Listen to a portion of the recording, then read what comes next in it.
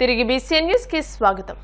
Kakinada treasury కాలనీలో వేంచేసి ఉన్న శ్రీ విజయ దుర్గమ్మ అమ్మవారి ఆలయం 21వ వార్షికోత్సవ వేడుకలను ఘనంగా నిర్వహిస్తున్నట్టు ఆలయ ధర్మకర్త పిడక శేషు తెలియజేశారు. కాకినాడ ట్రెజరీ కాలనీలోని వేంచేసి ఉన్న శ్రీ విజయ దుర్గమ్మ అమ్మవారి ఆలయం 21వ వార్షికోత్సవం ఘనంగా జరిగింది. విగ్రహాన్ని ప్రతిష్ఠించి 21 సంవత్సరాలు పూర్తి చేసుకున్న సందర్భంగా ఆలయంలో అమ్మవారికి అభిషేకాలు, విశేష పూజలు జరిపించారు. ఆలయ ధర్మకర్త పిడక శేషు ఆధ్వర్యంలో జరిగిన కార్యక్రమంలో ఆలయ ముఖ్యదాతలు గాలి శివయ్య, కోక వెంకటగిరి, నక్కా హరి అమ్మవారిని దర్శించుకుని పూజలు చేశారు. పెద్ద సంఖ్యలో తరలివచ్చిన భక్తులు అమ్మవారిని దర్శించుకుని భక్తి శ్రద్ధలతో పూజలు నిర్వహించారు. ఆలయానికి విచ్చేసిన భక్తులకు ఆలయ కమిటీ తీర్థ ప్రసాద వితరణ చేశారు. ఈ కార్యక్రమంలో కోక సత్యబాబు, నీలకాయల శివ, భక్తాంజనేయ స్వీట్ స్టాల్ అంజిబాబు, రంగనాయకులు, ఓం ఫౌండేషన్ గోవింద్, మందపాటి ఉదయ్ భాస్కర్, కంబం గణేష్, జస్వా శ్రీనివాస్, స్థానిక పెద్దలు, మహిళలు పాల్గొన్నారు. ట్రెజరీ కాలనీలో వెలిసి ఉన్న శ్రీ విజయదుర్గమ్మ ఆలయం ఈ రోజుకి 21 సంవత్సరం నిండి ఉన్నది. ఈ యొక్క కార్యక్రమం ప్రదర్శించడం కోసం భక్తులందరూ ఈ రోజు అమ్మవారిని దర్శించడానికి వచ్చారు.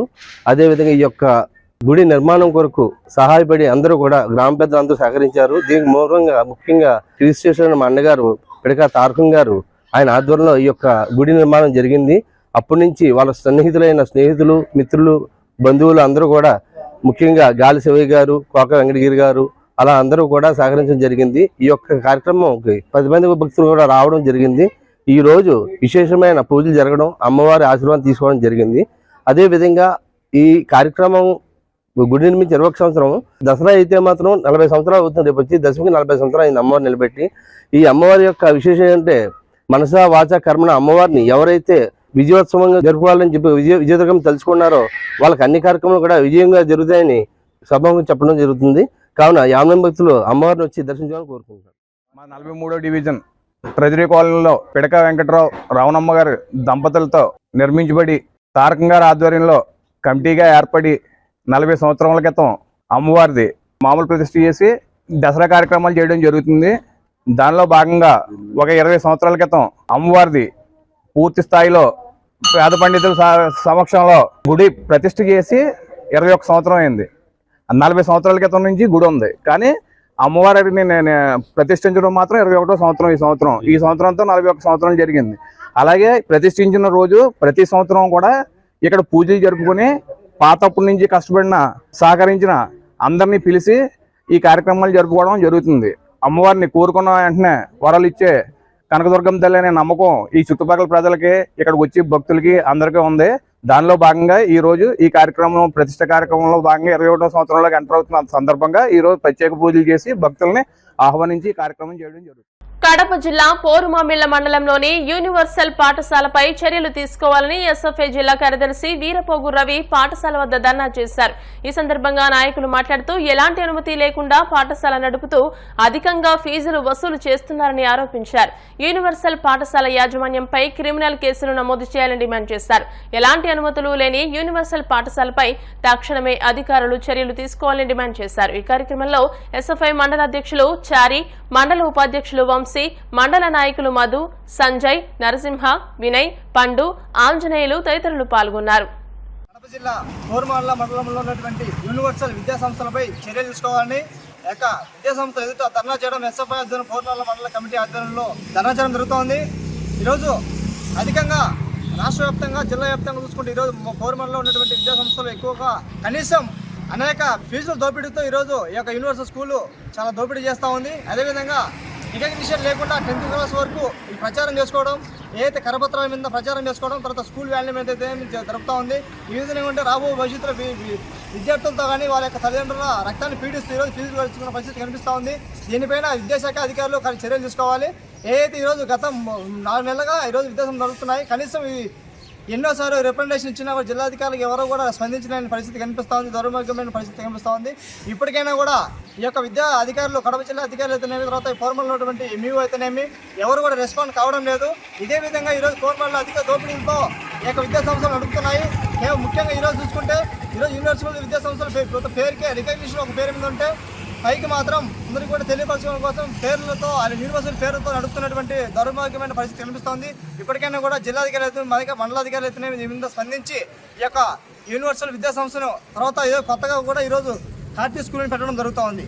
ఎవరు మమ్మల్ని ఏం చేస్తారనే విధంగా దౌర్భాగ్యమైన పరిస్థితి కనిపిస్తూ ఉంది. ఇప్పటికైనా కూడా మండలాధికారులు అయితేనేమి జిల్లా అధికారులు అయితేనేమి ఇప్పుడు కూడా ఈ యొక్క ఇవి స్కూల్ సీజ్ చేయాలని ఎస్ఎఫ్ఐగా డిమాండ్ చేస్తూ లేని పక్షంలో జిల్లా వ్యాప్తంగా ఆందోళన చేపడతామని తెలియజేస్తూ ఎస్ఎఫ్ఐ జిల్లా సెక్రటరీ. కడప జిల్లా పోరుమామిళ్ల మండలంలోని డాక్టర్ల అసోసియేషన్ ఆధ్వర్యంలో కోల్కతాలో జరిగిన ఘటనకు నిరసనగా పోరుమామిళ్లలో ఆర్టీసీ బస్టాండ్ నుంచి అంబేద్కర్ సర్కిల్ వరకు ర్యాలీ నిర్వహించారు. అత్యాచార ఘటనలో నిందితులను కఠినంగా శిక్షించాలని పోరుమామిళ్ల డాక్టర్ల అసోసియేషన్ అధ్యక్షుడు డాక్టర్ కళ్యాణ్ చక్రవర్తి డిమాండ్ చేశారు. ఈ సందర్భంగా అసోసియేషన్ నాయకులు మాట్లాడుతూ ఇలాంటి దారుణాలు మరెక్కడా జరగకుండా కఠిన చర్యలు చేపట్టాలని డిమాండ్ చేశారు. అలాగే ఈ ఘటనపై కేంద్రం స్పందించకపోవడం బాధాకరమని ఆవేదన వ్యక్తం చేశారు.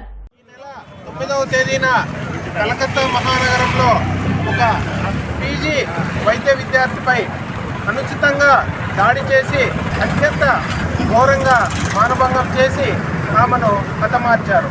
ఈ సంఘటన జరిగి దాదాపు ఒక వారం గడుస్తున్న కేంద్ర ప్రభుత్వం దాని మీద కొంచెం కూడా స్పందించి కనీసం తగిన చర్య కూడా తీసుకోలేదు.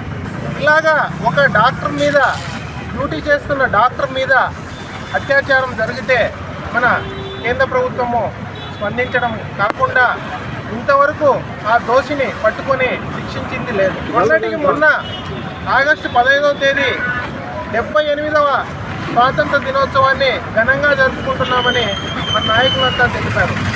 ఎక్కడికి పోతుంది మన దేశం? ఇంత జరుగుతున్నా దానికి సరైన చట్టాలు లేవు.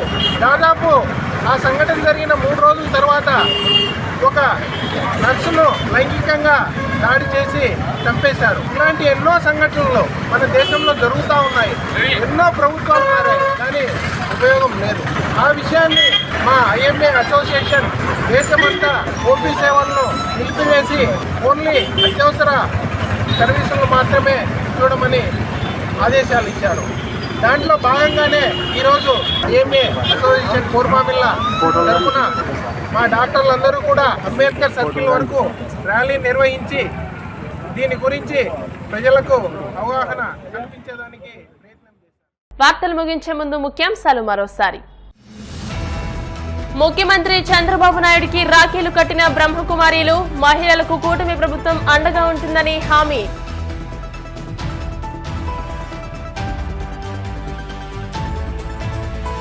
రాయచోటి అగ్ని ప్రమాదంలో 3 సజీవ దహనం, కేసు నమోదు చేసి దర్యాప్తు చేపట్టిన పోలీసులు.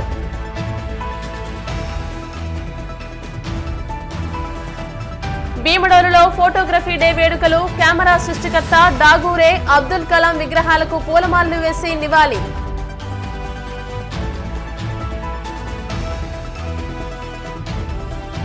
కోల్కతా జూనియర్ వైద్యురాలి ఘటనలో నిందితులపై చర్యలు తీసుకోండి, కాకినాడలో నిరసన వ్యక్తం చేసిన బీజేపీ నాయకులు. ఈ వార్తలు ఇంతటితో సమాప్తం. మరిన్ని వార్తల కోసం BCN digital YouTube channel, Facebook page ని ఫాలో అవ్వండి. అప్డేటెడ్ వార్తల కోసం ప్లీజ్ సబ్స్క్రైబ్.